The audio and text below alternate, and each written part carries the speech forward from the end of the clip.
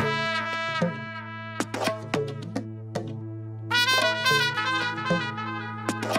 right, hi guys. Thank you so much for being so patient. My name is Ross, and thank you so much for joining us today at the Mandala Club. This is my first time in this new space. I just want to tell you a bit about myself and why I'm here in the first place. I am Singaporean. I've been a radio presenter for 14 years in Singapore, but I quit my job in 2017 because you can't take more than 2 weeks of leave when you host a live radio show. And it's always been in my blood to want to see the world. So I know Charlotte, who used to be in the same media corp with me. So I figured I'm just gonna quit my job in 2017, spend all my money and travel, and then figure out what to do next after I'm broke. And the first country I traveled to in 2018 February was Peru. And it's unimaginable to be setting foot in that part of the American continent because I believe a lot of people in Singapore, we can afford to travel there. Money is usually not an issue, but I think the issue is spending time, taking time off work to travel 36 hours to that part of the world, to the south of South America. So I remember setting foot there in the Sacred Valley of Peru, and I just cried. I was this 40-year-old woman, traveling alone with my backpack and just crying on the train to the Machu Picchu. It looked weird, and I felt weird, but I was really happy as well. And when I was there in Peru, obviously, I had Peruvian cuisine for the first time. Street food, fine dining, and it was where I got introduced to the cuisines of Central. Very unique. I've never had that kind of food before, where you get unique ingredients from every altitude around the country. And I believe it was a 14 or 17 course meal. I can't remember. I was super jet lagged. I must have been sleeping throughout, midway through waking up just to put food in my mouth and then sleeping again. But it was just an amazing experience, and I've been telling my friends about it. I've been trying to get them to go, but it's always a challenge, to go all the way down south. So it's amazing that Peru is now in Singapore for 3 months as part of this Mandala Masters program where we bring in chefs and their cuisine to Singapore. Of course, we have MASL, which is Meters Above Sea Level, and it's here for a 3-month pop-up. And to talk more about this, I want to introduce the 3 people who have been very, very warm, very friendly during my time in Peru. I'd like to first introduce Bernabé, coming here, head chef of Koye as well as Central. Come on, take a seat. And Pia, León, head chef of Koye, and of course Virgilio Martínez, chef owner of Central, and Mil, and Mata. Basically, the whole complex is known as Casa Tupac. So happy to have you guys here. Happy. Okay, wait, I need to turn on your mic. Why don't you hold this first? Really happy to be here with Virgilio, Bernabé, and all the team. We have been here in Singapore many times, so this time is also really special, no? So thank you for coming. Yeah, thank you. It's always a pleasure. It's I think it's my 8th time here in Singapore. It's so crazy to be here so many times. As Ross was saying, 36 hours, all the jet lag, a day and a half of jet lag, or even 2 days maybe. 1 week. 1 week, yeah. Sometimes a month. Yes. Yeah. But I don't know how come there's always a reason to come here, a good celebration of chefs, whatever happens in Singapore is fantastic, and then food-wise, all the time. I'm telling you, man, this is where the money is. We have casinos. I didn't want to say that. I didn't want to say that. Yeah, we have casinos, we have billionaires. Yeah. All right? That's why the chefs want to come here, because people have money to spend. But you need food. Yeah. Food is not. And alcohol too. Yeah. Okay, but first I'd like to congratulate you guys, right? Congratulations on Central being number two in the world. On the world's 50 best restaurants list this year, and keeping South America, particularly Peru's very unique cuisine, on the world map. It's not every day that people can just from Asia can just magically go down to the south. So I really am so happy to see the diverse culinary scene of Peru on the world map. What does this award mean to you guys? Okay. No, of course we're really happy with the recognition and everything. Not only, of course, Virgilio and I think it's all about the team. You know, we have been working a lot, many years. Central is open almost 13 years. So we have been working many years for, not for this type of recognition, of course, but I think this is a result of all the work we have been doing. So we are really proud, of course, and happy with this. Sure, of course, it gives us, it's a result of the work, as Pia mentioned, but then it gives us visibility, of course, and we have to take advantage of this. And being in South America, as you mentioned, you know, not many people go south, not many people goes to the Central Valley as Ross did, and goes to a crazy place, and not many people has the opportunity to enjoy nature and enjoy Central. So having these accolades are good for us to give this visibility in different parts, and then suddenly being here and have the opportunity to have 3 months of our cooking by Bernabé. Come on, Bernabé. Sorry, this is my first time, okay, so be gentle with me. Yeah, for us it's been amazing. It's a great opportunity and a great platform to show what Peruvian has to offer. And I hope these 3 months may be a very good impact in this part of the world. Thank you. It was very good for his first time, right? Very good. Helping the MASL pop up for 3 months. I've seen this guy work and cook. How old are you this year? 28. 28. This guy is heading Central and Coye back in Peru. And so you can be assured that the Casa Tupac team have sent their very best to make sure this whole experience is going to be premium. And not just that, not just Bernard, you come with a team of 11 as well, right? 12, yeah. 12. So Bernard plus 12. Plucked out from Peru to be in Singapore. Does that leave your operation a bit handicapped back in Peru? No, actually, we already we are 120 people in the restaurant. Okay. And when they asked, even when we get this proposal, we went to the kitchen and we said, who wants to go to Singapore? And everybody were like, and said, okay, we should open in Singapore or something maybe. Okay, so we still have lots of people, and also we have a guy as good as Bernabé. Wow. So, no, we have good people, and we have another two head chefs trained by Bernabé. So always, of course, we have to think very quick and think in advance that lots of things will be happening, and then Have to be prepared. Yes.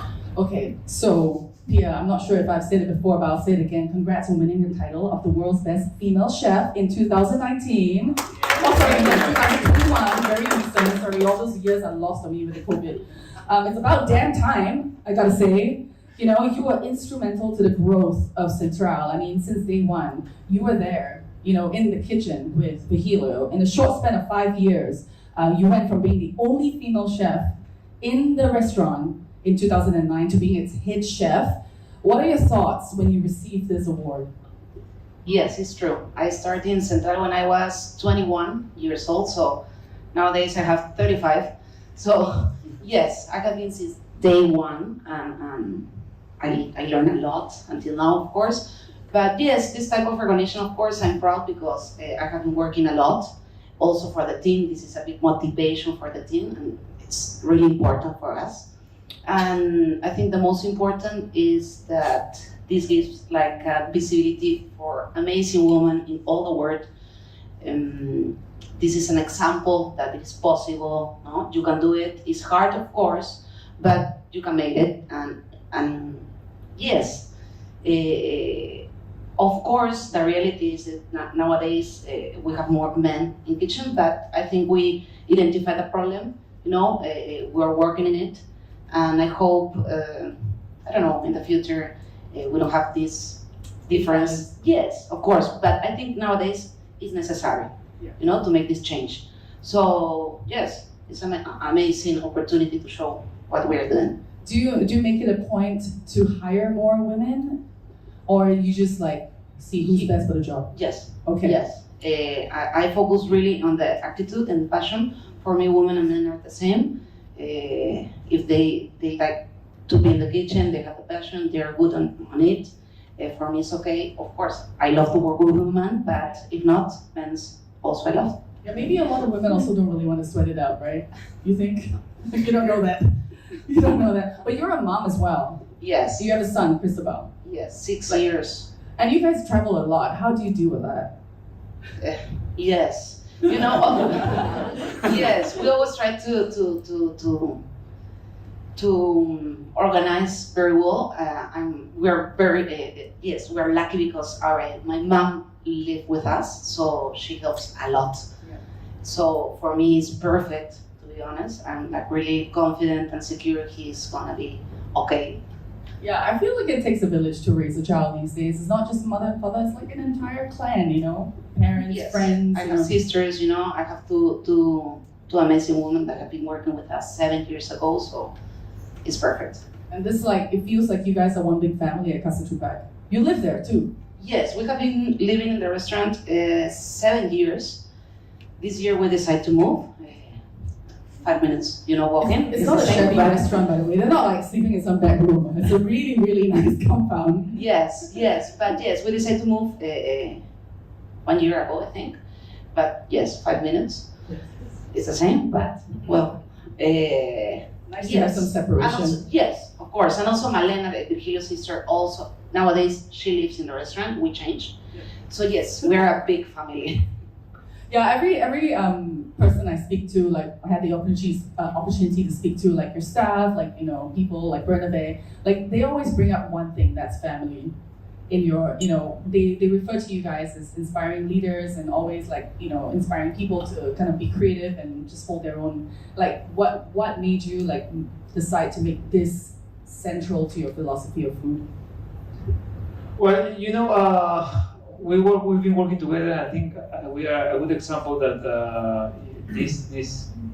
of course, this is being replicated by people working in Central, and of course we have a big family in the restaurant, and we have big dreams, and also we have big opportunities to do beautiful stuff in the world. But so far we are so focused on Central, Coye, and Mil.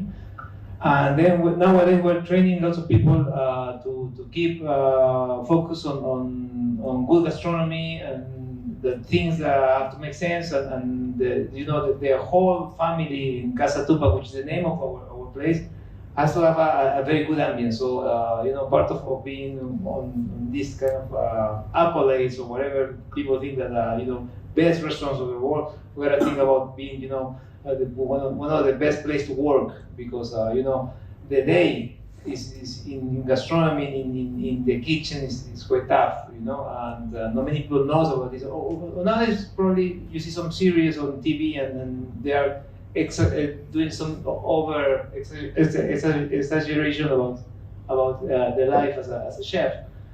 But anyway, it's tough. Yeah, so we're working on having a better ambience in the kitchens. Yeah, if you have to work, might as well make it a pleasant working experience, right? Sure. Okay, so I've had the privilege of eating at Mil. It's a really beautiful restaurant. I've had like a privilege of being there 3 times. First, I was a bit over-eager in 2018 in February. It was still under renovation. And then I most recently visited this year in May. Mil is located in a very special location in the Sacred Valley, right next to an Inca ruin, which was once used as the Incas' food experimentation lab. Very special place. The restaurant also houses a bar and mata, which is like a research lab of sort. Can you tell us more about the work that's being done at mata and why it's so important? Yes. You can have 2 mics if you want. Yeah. Yes, Mata is led by Malena, and yes, it's our research center. What we want is not only have the point of view of a cook, we want to have more points of view. That's why we have more disciplines working on it, Yeah, you met the guys working there, like one anthropologist and one guy related to arts, and Veronica who is working on botanics, and one guy who goes to get the plants, and we're cataloging, and artists and different science. So we have different inputs, and we're working together because one of the best ways to understand our geography, our ecosystems, which is part of what we do in our restaurants, where we consider our restaurants platforms of all this knowledge that we are getting. Everything is coming from Matter. Matter is our research and interpretation center, and it's just in front of the ruins of Moray. This place that I remember the first time you came the first time when even the restaurant wasn't built, right? So, but we were very inspired by all this knowledge that these cultures, pre-Incas cultures, a long time ago, they were building this lab to grow different seeds and make more varieties and make stronger varieties of crops. So all this knowledge is lost, and we got this as an inspiration of an idea of how much work we gotta do to preserve all this knowledge and get back to these ideas that probably are the solution of the future or the solution of the now. So that's why we have this Matter, and then we have the restaurant because we gotta be sustainable as a group, and then we are combining Central, Matter, and Koye. It's amazing, like, how when you go to like fine dining restaurants, they would always tell you like, oh, how they're connected with the community, how this comes from here and there, and this food is from here and there. But I think you cannot understand like how connected it is until you actually walk in the footsteps of people who actually connect with the community. So at Mill, right, it's a very special dining experience that also gives you an option to immerse yourself into the work that is done, which I feel is like the heartbeat of all your restaurants, isn't it? Like, you'll get to meet the farmers that harvest the crops that is used in your food. You get to meet the people who are keeping fabric dyeing alive using like natural dyes from flowers and herbs. I got to meet these people as well, and you also get to see all the research that is done. Like I met a researcher who used to be like doing research from the Amazon, and now he's like working in a restaurant doing research for them. That's how serious you guys are about doing research. And all this immersion you can actually partake in if you dine at Mill, and you can just select that as an option. And I kind of like that a little bit of that is brought here as well. I'm not sure how many of you have decided to book a MASL dining experience in Singapore. You have you gone for it already? Okay, so there's like a little part of it, right, that I feel is a bit lost unless you have been to Peru. How many of you have been to Peru? Oh, amazing. There's this like ritual that's kind of done to thank like the Mother Earth. It's called the Huatia, and just at the fields they will build this earth oven using like balls of earth, and then they would just like give an offering of potatoes to thank the Mother Earth for the harvest, and also to feed the farmers at the end of it. And there's a little showing of that, a representation of that in the middle of the lunch or dinner course that you will be enjoying. So that's very, very interesting. If you could go Google that to see what it is, I think you'll make the lunch a bit more meaningful. Okay, so it's not your first time in Singapore. How many times have you been here? 8. And how has it been from the first time till now? But the first time I came here because it was like 25 years ago, and I came by myself because I wanted to know something about Singapore, about the hawker centers, and it was just for me. I didn't have Central, and I came here. I stay at the Chinese restaurant at the Four Seasons. I did a stage there. And I had this amazing opportunity to get to know this food and how you have this melting pot. And then, I consider that this is one of the most amazing melting pot of cuisines that you are doing. You are articulating this, I don't know how, this amazing variety of preparations and recipes. And I thought Peru was strong doing this, and we are strong, but I think this is quite something stronger, yeah. Next level, yeah. I'm not saying this because I'm in Singapore and then maybe I will do Taiwan and do the same stuff.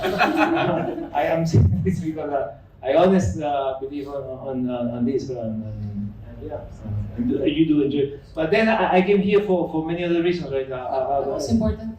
Which one? Oh, okay. You want to speak about this? No. Okay. No, we came here for a food event, but because we're chefs and we never have time, I bring my a ring and I did my proposal. So, yeah. You want to speak about this now? We started. I know. No, I proposed beer here in Singapore, so it is special. No, because every time I speak about this, every time I talk about this situation, which was quite amazing, it changed my life. Is it everything you hoped Forever. for? Yeah. Was it a good engagement? Was it a good proposal? Yeah, it was solid. Amazing, Yeah. amazing. Okay. That's good to know. Yeah. I was on my knees. No, anyway, so yeah. Yeah. So I thought you didn't want to speak about this because every time we talk about this, the whole situation goes towards that story.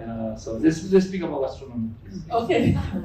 Yeah, I mean, power couple in gastronomy, I think it's relevant. And Bernabé, this is your first time in Singapore. Yes, it is. Okay, before you came to Singapore, did you have any impressions of what it might be? Did you do any research or?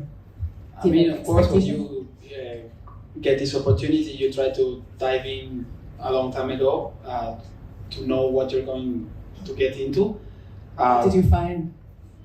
No, it's much better than what I was expecting. Okay, what did you see though? Like, did we fine you that chewing gum is illegal and? Yeah, for did sure. You get like For sure. a death The penalty? don'ts are Okay. stronger than the yeses, for Okay. sure. But yeah, we've been settling very good. The team is strong. People here at Mandala, people here at Art, everyone is being really supportive and making it so easy for us. So yeah, I'm enjoying myself a lot. So what was Eating your, with you, eating with everyone, it's very good. what was your first feeling when you stepped into the airport and when you kind of drove into the city? Yeah. I actually fell asleep in the taxi because I was there. but yeah, every single time you find yourself like this, right? Everything's so pretty, everything's so new, so different what I'm used to, right? Mhm. And it's been like an amazing surprise so far. And you came ahead of Pia and Virgilio to do a bit of a setup, to train the staff, like because we are holding this pop-up is actually held at Art Restaurant, and you're occupying that space for 3 months, and you also are using some of their staff for service. Like, what was that experience like, getting the whole thing set up? Well, actually, we had a lot of help, and since we are a big team, we try to plan in advance. So whenever we got here, we had like a big chunk of the work already made. The Mandala team was quite amazing. Michael, especially, Sharon, they went over the top to try to help us, and I think that we did an amazing job. When you say over the top to like try to help you, like what happened? Sorry. Like what did you guys have to do? Like, did you have to shop in the wet markets? Did you have to check out our wet markets or? Oh yeah. We've been like the first 2 days we were walking like 20 kilometers a day, like walking, buying things, going here, going there, getting supplies, getting tests of everything, so we can try to make it as similar as what we wanted. And how's that going? We'll let the diners decide eventually, yeah. But I think it's going very good. We still have some things to tweak here and there, but we're doing good. Okay, so this MASL experience is your actual first joint branded, residency in any country. It's the first time you guys are teaming up. Can you kind of explain what is it like? Because people are asking, is it kind of like Central's cuisine? Is it like Koye's? Is it like León? What is there? What is it about like MASL and what can we expect? Yeah, it's a good question because Pia has done before, and you both together went to New York and you did Koye for 3 months, 4 months, I think, in this beautiful place, and you did you replicate Koye, and actually you did what? It was totally like being in Koye, right? So this time we get the proposal, and of course we say yes after a few weeks, months, and we came up with this idea like, okay, do we want to do like Central? Do we want to do like Koye? Do we want to do like meal? What? So let's try something different, and we started to all together to conceptualize something that we'll tell about our philosophy. And our philosophy is to think about meters above sea level. That's why the name is MASL. I don't know how it sounds, like, but for us it makes totally sense, like to think about meters above sea level, because what we do in Central, we do menus based on different elevations and altitudes of Peru.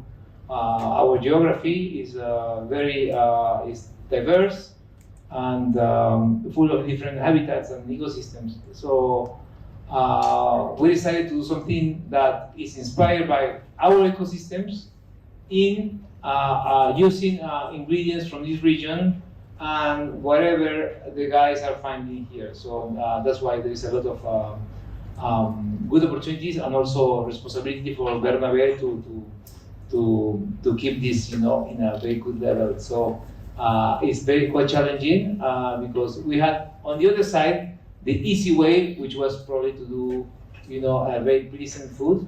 But now we took the challenge to do something more conceptual, which is hard because not only for the chefs, it's only hard for the team to get to make the people fly or get into this journey to Peruvian ecosystems. Amazing. All right, that's a lot of talking on our end. If you guys have any questions at all, now is the time to ask Pia, Virgilio, or Charlotte. Well, welcome to Singapore and welcome back to Singapore. I absolutely adore Peruvian cuisine and I'm so excited for this.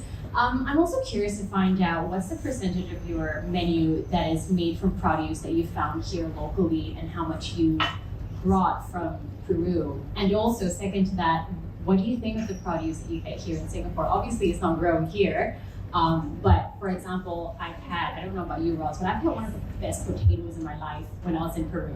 And they're so different to anything I've ever seen, tried, ever. So I just wanted to get your take on that as well. Okay, so we started to think about let's do like 80% from local, and the other 20 will be Peruvian. Let's say like the most endemic, like cacao, coffee.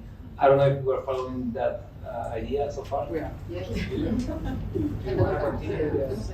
Yeah. We try to. The thing is that whenever you wanted to try to bring something, you need to multiply by 5,000 packs. So it was like a lot of food bringing from Peru. So we try to adjust what the market has here to offer. We actually find much more things than what we were expecting, Peruvian or Peruvian-like. And with the products that we couldn't find, we try to go to the actual flavor, taste, and texture using other things. And I think that we are really close to that percentage of 80-20. Yeah, for sure. I have another hand raised at the back. Just know who is it from? Okay, we'll just pass on. Hang on a second.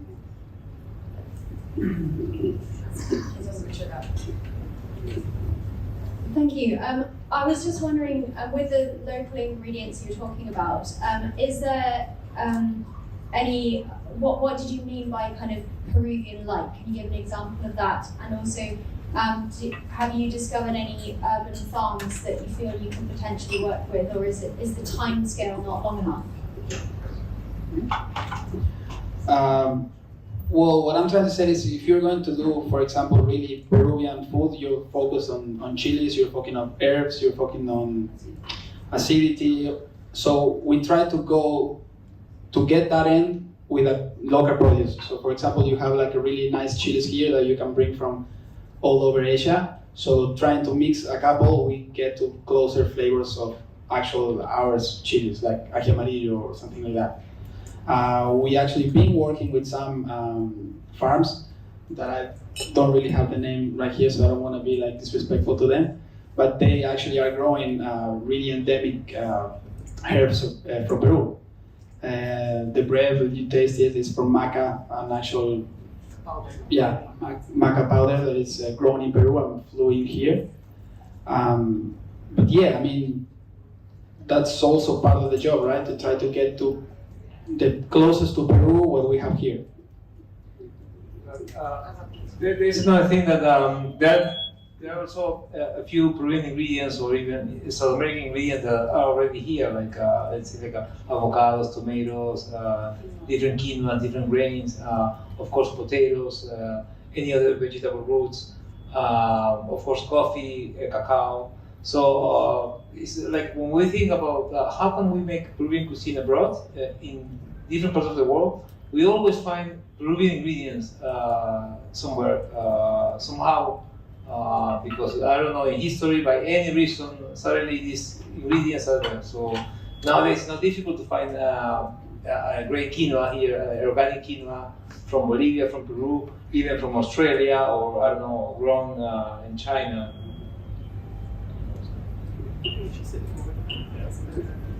Richard? That's great. Thank you. It's really nice to have you guys here. It's really interesting. I thought about it similarly. I was thinking about the fact that in Singapore we have very strong flavors and spices and palates, right? From everyone, from whether you're Singaporean or whether you've been living here a long time or even a short time, people get very used to very strong spices and stuff. So I was wondering about what your experience was with trying to balance that, because it can be a challenge to come from outside and to appeal to that. That was the first question, if I can have two. Yeah. The second one was how about let them answer this and then you go on to the second one. Well, you know, I think I consider here in Singapore and Peru we have many things in common. In Peru we eat really strong, we have a lot of flavor, we use a lot of garlic, ginger, onion, so, and chilies of course, some acidity, so I think it's not too difficult, you know. Yes. Actually, when I was like away for a long time, like I wasn't homesick because I could walk into a Peruvian market and get all the Asian ingredients and make my Asian food right there. The coriander, the ginger was especially, and I found also like Peruvian flavors, especially the Nikkei cuisine, like Yes. Japanese. It's very punchy and very acidic. Sorry, after staying like 1 month in Peru, maybe what were you missing? Like you were Sambal homesick. belacan. What did you told me? You told me. Sambal belacan. Yeah, you told me Okay, I'm laksa. homesick. You are missing my food. And it's like, okay. Sambal belacan. Okay, because we don't have fermentation. Fermented prawns. That's what I missed the most. But Richard, you got a second question. That's awesome. No, that's awesome. Thank you. The other one was I really loved when you spoke about the concept of creating an environment of family in the way you all work together, because that's a huge amount of people working together collaboratively, and I think that's become a challenge that we're facing globally across many, many different industries, creating a sense of family and working together. So could you tell us a little bit, maybe 2 secret tips to how you create that essence of family? I don't know, I think as I was saying, people is seeing us in the restaurant. Obviously, we're here, but they don't see us. When we're in the restaurant, they see that we are doing any kind of job, and I think it's a good example and the action that brings people together, and also understand we are in very difficult times for not only for gastronomy, in different disciplines, different I know companies, young people, they just don't want to continue working, or probably they want to do shortcuts and get to the next level as quickly as possible, and that's difficult. And we need to understand, we need to try to be adapt, to be in the situation. I mean, and then we start to negotiate in a way, in a good way. What's the best for us as a family? How can we be a good place in a good environment? And how can we please people without spoiling them?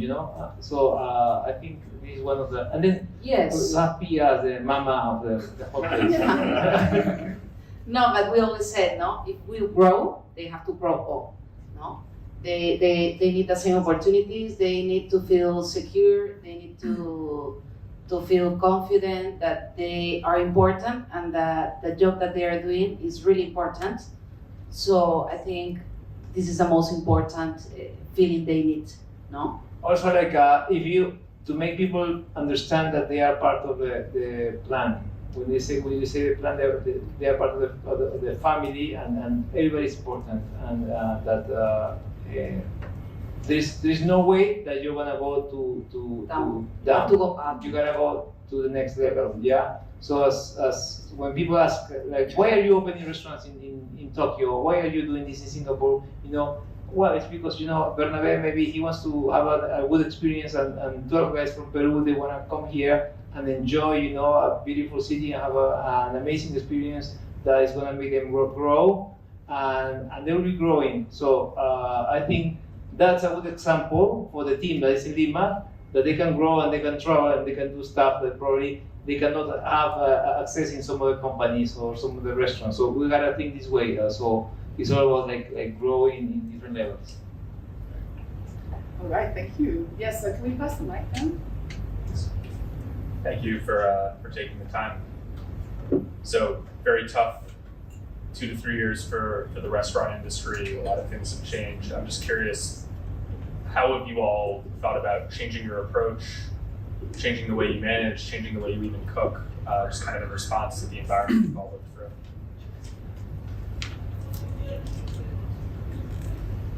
Well,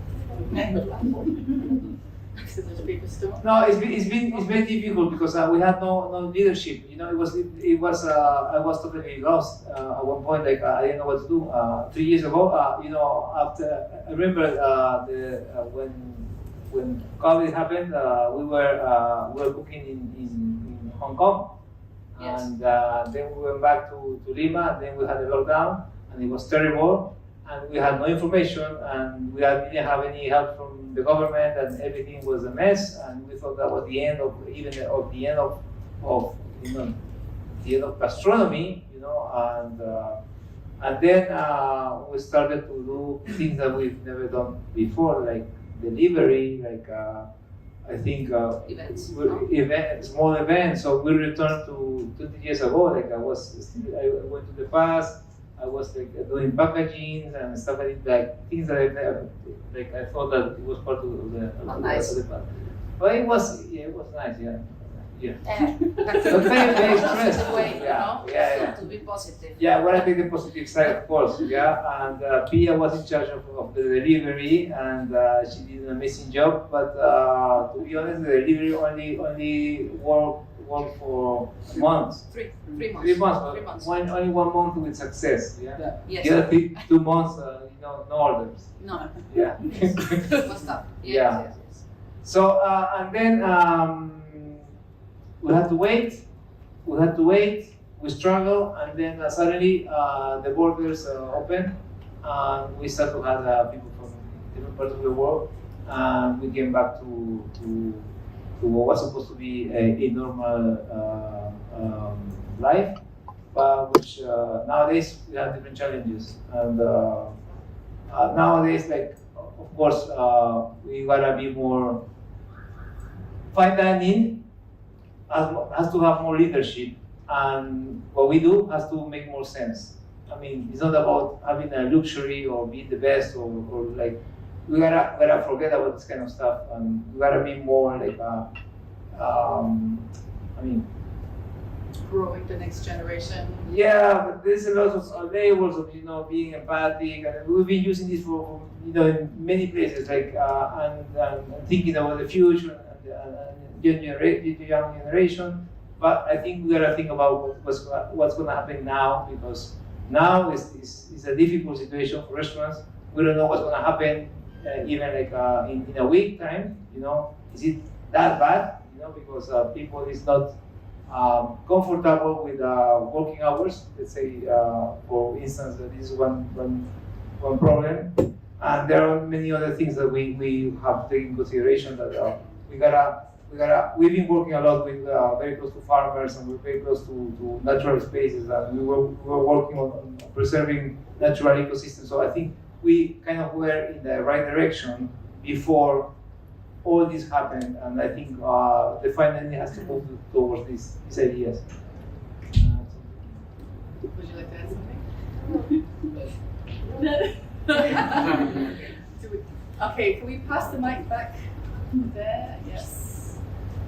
Okay, so sort of following up on that question, and you started to answer it, I think. I feel like in the past few years there's been more of a challenge about what is the role of fine dining in a world where, flying ingredients across the globe is contributing to climate change, where there are these huge disparities between diners of the 1% who are able to pay $300, $400 for a single meal, when there's so much of the world that is living on a subsistence living of less than $1 a day, worried about food shortages like famines. So going forward and looking forward, what do you see as your role as well-respected leaders in the fine dining industry for promoting sort of social consciousness and sustainability? Sure. So how one day you had the chance to go to meal to our place in Cusco in the mountains, where we are working with about 300 families, farmers that actually they never got in touch with Lima, with people from the city, and nowadays they are supplying the restaurant, and they are not just the supplier, they are part of the restaurant, and they are part of this ecosystem. And this is a big example for me. This is the future of fine dining, where you are able to work with people, and you're not here just to please 20 guests, which that's the amount of people we're serving. We're there to please this whole community, 300 families, plus how many were there? 40 something, 45 guys that are also coming from the community, from Cusco. So this is the place where probably, you've been there, probably is not a very luxurious place, but it's so authentic and it's so real, and you can see the smile of people, and you can see the benefits of what's happening with a pricey restaurant. I mean, maybe an expensive restaurant in Peru that probably Peruvians cannot afford to go, but this, let's say, this money is going to all the communities. We are not seeing this as a company. We're seeing this is something that is just bringing benefits not only for these people, but also for us, because we understood that this is so meaningful, and it starts to make sense. Why are we doing this? I mean, why are we working crazy hours? What's the reason? To make money without having time to spend. What's the reason for all this? It's crazy. So we're talking now about transcendence, and this is very important. When you find this, and when you get this in your interior, you start to work in a different way. So this, I think, is going to be next level. I think purpose is very important to your business as well, a sense of community, which is why Mandala is not just a research lab, it's also a community service, it's an aggregator. It brings the entire area in the Sacred Valley together. Am I correct? Yes. Amazing. I hope you get to visit too. And any other questions? Maybe next. Just following on from that as well, I know in the UK there's a concept of edutainment, a kind of combination between educating and kind of entertaining the guests that you have. I feel like restaurants and the food that they serve are an amazing connection for people living in cities to connect with the natural world outside the cities and the way that farms work, and how that then feeds into an understanding of what is and isn't sustainable from an ecosystem perspective. You mentioned before how you work with different altitudes, and I'm probably going to say this wrong, but the Huatia kind of ceremony at the start. How much do you kind of intentionally incorporate those elements of ceremony and education, but in a kind of fun way, and as a kind of experience into what you do? And what have you seen work really well? Yeah, as many as possible, but we are very respectful of times and also what is the people doing, because what is happening with you mentioned the Huatia. It's a good example of something that is something that is so magical, because they do the harvest once a year, and they do this ceremony of cooking potatoes, for the ones who don't know what's guatia, is when people does the harvest of the native potatoes and the native vegetable roots and tubers. They cook these vegetables in an oven, like kind of underground, yeah, in the soil. And this is just magical because it happens once a year, and they're doing this in a place where they are harvesting, so it's kilometer zero, like the food is not moving, yeah, in a way, and this is for the whole community. And they do this for maybe like a month of harvesting potatoes. So what we do is an interpretation of that idea. We are not, it's like we're not stealing the idea, it's an interpretation of that sense of gratitude and community. So we're working on most of these ideas, like how the Amazonian people is working with medicinal plants. And this is just amazing. This is another world. So we are now working on a pairing, the non-alcoholic pairing, which is going to be with medicinal plants. So every drink is going to have a purpose. So it's going to have something, you know, some benefits. But that's why it takes time, you know, because we're waiting for our team Matter to do the proper research, because we gotta be very careful, because in a way also we are working, we're touching things that are very, very weak and sensitive and delicate. So because it's very emotional for some cultures and very emotional. So working with Andean people is very different to working with Amazonian people and people from the coast and from Lima also. So it takes time, but this is the direction to be working with. And you guys are very hands-on as well in the research. Like you actually roll up your sleeves, participate in the harvest, do the research in the forest and the mountains. Sometimes? Yes. Yes, all the time. Not all the time, to be honest. No, we can't. But yes, many several. We have been there, of course. And we enjoy, you know. Cristobal always goes. He really enjoyed to be here. And all the team also goes. Not only the Andes, also in the Amazonia. So yes, we really enjoy it. Amazing. Yeah, Cristobal will come next time. Yeah. Maybe. How old is your son now? 6. 6 years old. 6. Amazing. Any more questions from the floor? Oh, one last one before we call it. Okay. Aisha. We got a mic passing down to you. So I was lucky enough to try the preview meal. It was amazing. I would love to know your process for arriving at the final list of dishes that you have, and also which ones didn't make the cut.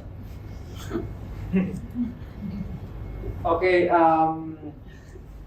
we have this is a beautiful dish that we do in Central, which is the pacu. It's a fish very close to the piranhas family. Yeah, so I couldn't bring the piranhas here. It's going to be a big mess. Anyway, I wanted to do another dish with the fish. It's a fish that is waiting. It's always waiting in the Amazonian rivers for waiting just below the trees. They're waiting for the fruit to come down to get the fruits. So the fishes they go to the surface to catch the fruit. So we serve the fish with fruits, and this is something that we might be doing in the next menu. So we gotta get this idea. So that's why we are working with the team. So what I consider is important is to listen to what's the team up to. I mean, like of course, if we don't say like, okay, the menu is like this, so Bernabé do this, because it doesn't work. We're gonna burn the chefs, and even for the whole team is gonna be lost, and the experience is not gonna go well. So we're gonna be very careful to what's the limit, and what's gonna be good, what's gonna impact, and what maybe is not gonna be good. So at this moment, I think we are doing good. We can do much better, of course, and that we promise that.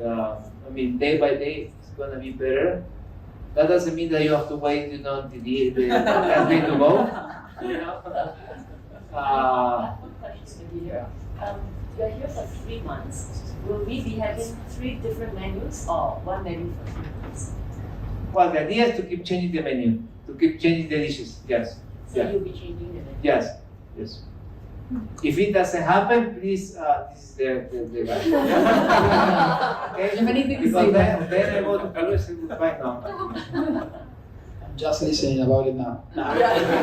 No, we're going to start to develop the dishes even further. As Virgilio said, we have this idea. We've been doing this menu for a couple of weeks now, and of course, with time, we're going to learn what can improve most.